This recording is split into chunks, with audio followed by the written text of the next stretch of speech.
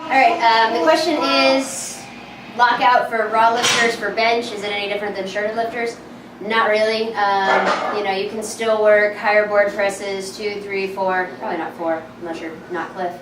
But then, you know, adding chain weight to the bar, adding band tension to the bar, you know, just working more triceps, because that's what it's going to be locking out, whether you're in a shirt or whether you're raw. So, that's about it. Alright, the question is how to make sure you're using your lats when you're benching.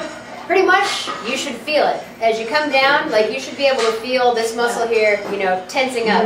And you want to be able to press down, and your lats and your triceps are going to meet. And that's how you're going to get a lot more pop off the bottom, when you can leg drive, flex your lats, and that'll drive your arms back up off of your lats. So, you know, you can bring it down, you can feel it loading into your lats. Just like, if you have bands, you know, try hook some bands over the top of the bench, put the bar in it, and practice just pulling it down toward yourself. That's the same feeling that you're going to get as you're pushing back up. You're just going to be flexing your lats in order to kind of spring your arms out. Alright, the question is about your knees coming in with you squat. I used to be really bad at this, I'm still kind of bad, but things to work on. You know, just really focus on getting your feet set in the right way and getting your knees out. Really focus on pushing your knees out on the way down and on the way back up.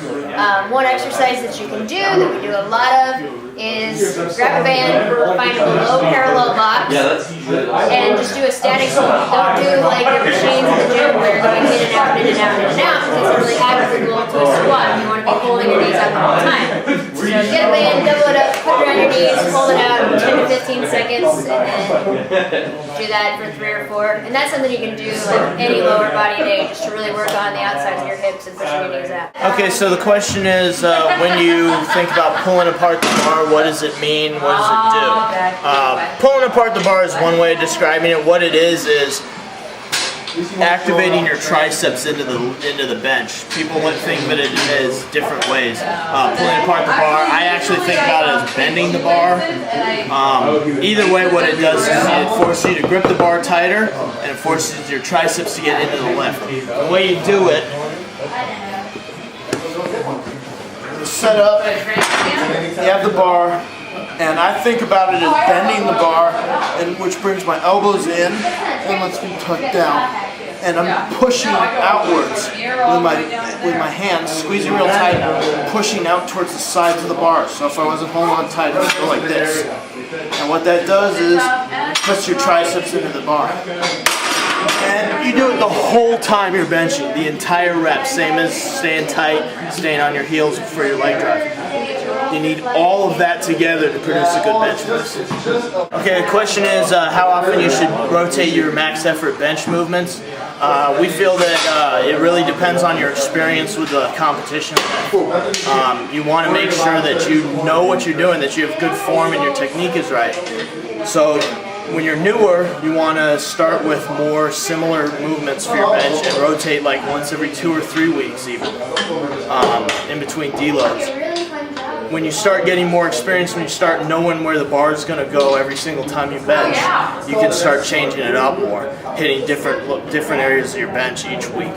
So it really depends on how experienced you are with benching. This question is about a raw lifter looking to get into gear. What should they change about their training?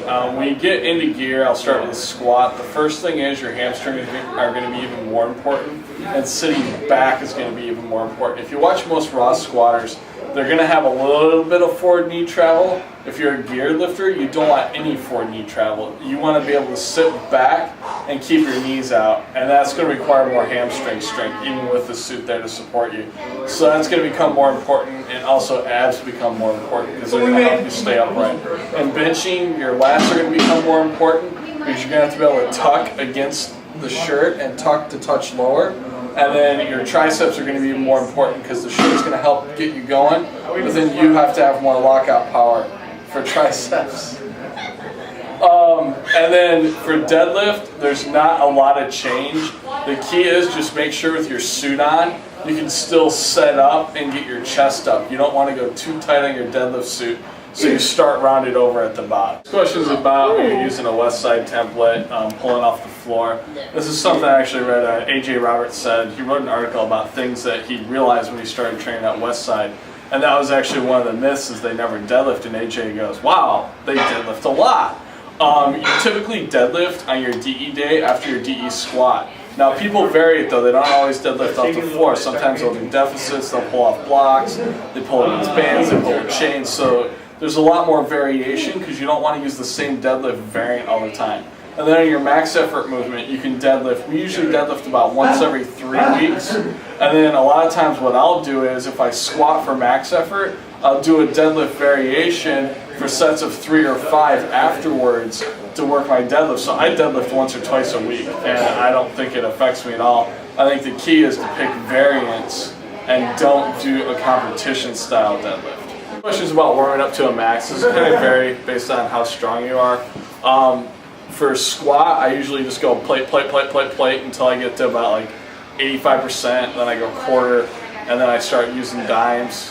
Benching, I need more warm-ups, so I go with a quarter, 45, then I'll go quarter, 25, and I make like basically 45 quarter until I get close, and then I start using dimes.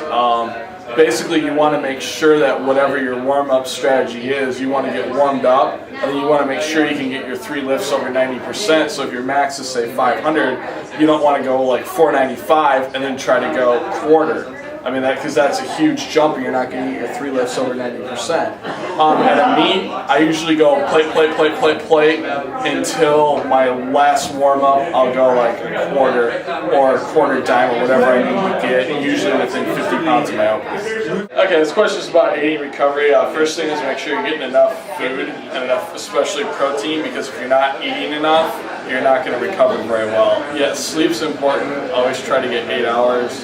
A lot of people can't because you have other commitments outside of lifting. We're all pro athletes and all we have to do is work out twice a day. We'd all get 8 hours of sleep, but that's not reality. Other than that, like we like to use foam roller, light cardio work, because anything that can increase your blood flow, ice bath, stuff like that, any of that stuff will help your recovery.